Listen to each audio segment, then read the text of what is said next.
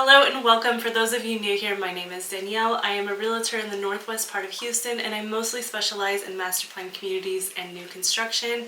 I am also a 4-year resident of Bridgeland and a mother of 5, so I have a lot of professional and personal insight about what it's like living in Bridgeland. I am making this updated 2024 video to tell you about the housing here, what residents think, the pros and cons, just kind of the ins and outs of what you should know about Bridgeland before you decide to live here. One thing I feel like a lot of out-of-staters just cannot grasp until they actually visit Bridgeland is how large it is. We currently have a little over 10,000 residents, and it's not even halfway done.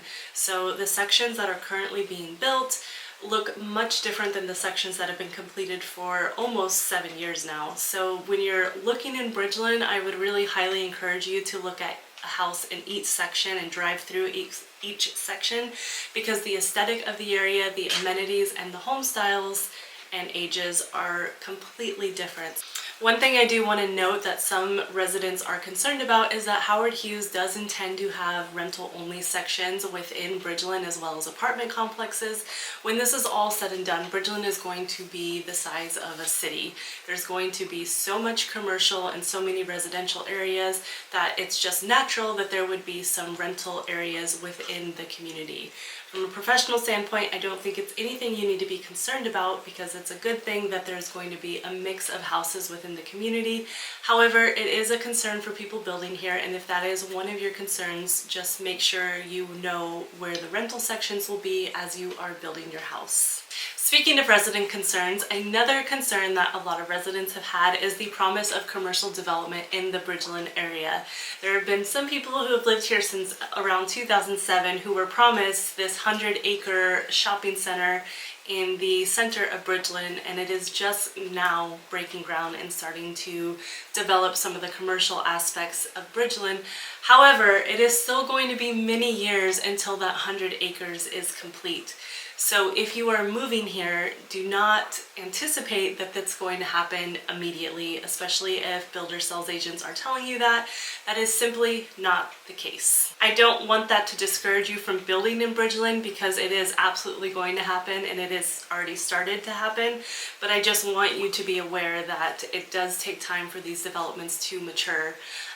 But as a side note, in Cypress in general, in the last year, and even just outside of Bridgeland, we've gotten so much commercial and so many new shopping centers that are sprouting up that I am confident that Bridgeland and Cypress in general is one of the best places to buy real estate right now in the Houston area, in my opinion. Outside from the commercial development that's happening in Bridgeland, Bridgeland does have a ton, and I mean a ton, of amenities and community events. I'm sure you've seen tons of videos about the lakes here and the walking trails and the resort style pools and the gyms and fitness centers, and we do have all that, and each section is intended to have their own.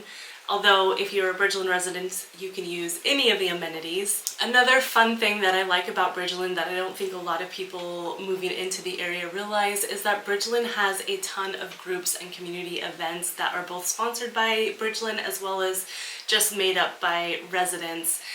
There's a barbecue cook-off that happens every year that residents started. There's book clubs, there's wine and beer clubs, there's social clubs. There's so many ways for you as an adult to get involved in your community, as well as for your kids.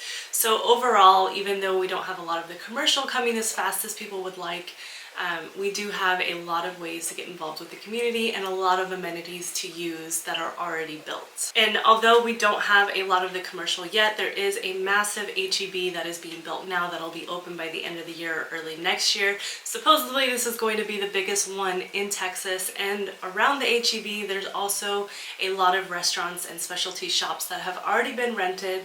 No one has announced what they are, but however, there is actual commercial coming to Bridgeland now. Earlier this year, Chevron also bought 70 acres of Bridgeland Central, so that is going to bring a ton of residents to this area. Another concern and something you should be aware of before you move to Bridgeland is that we do have a little bit higher than average property tax rates.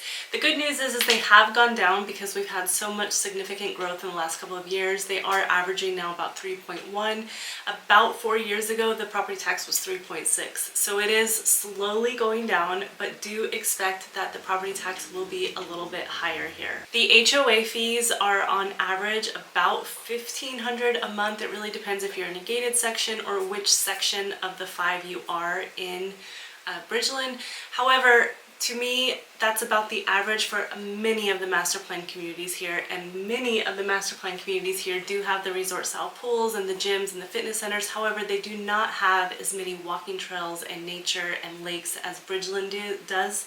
So overall, yes, it is high, but it is comparable to many of the other master plan communities in the area. Another concern that new residents have, or people who are considering Bridgeland, is the wildlife within Bridgeland.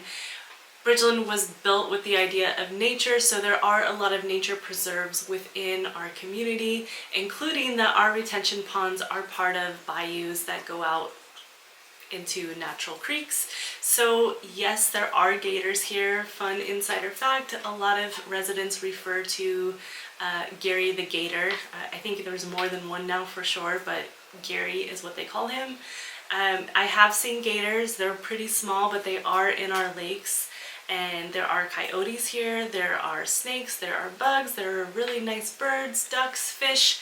There's so much wildlife here, and you will see it. I haven't seen anything negative. There hasn't been like a gator attack or a coyote attack, but it is important for you to know that they are here, they do exist. So yes, there is wildlife in Bridgeland. Another fun fact I recently heard about Bridgeland that pertains to wildlife is that some of the delay with Bridgeland Central last year is because dinosaur fossils were found in that area, and they had to have archaeologists come out and dig them up and all that. I tried to find which fossils or what it was, but I couldn't find a whole lot of information about it. This was just a builder sales agent told me about this. So if you've heard about it or know any information, I'd love to hear it. Alright, and I'm ending this video with homes and home prices. If you've done any kind of research in the area, I'm sure you've noticed that the homes in Bridgeland seem to be listed a little higher or a lot higher compared to some of the neighboring suburbs or communities. There are a few reasons for this. Number one is Bridgeland is a highly demanded area. It was rated last year as one of the top 5 communities to live in the entire nation. So with that comes a lot of demand. Number 2 is that half of Bridgeland is currently with Cy-Fair ISD, which is a highly regarded school district and schools, and so with that comes premium pricing.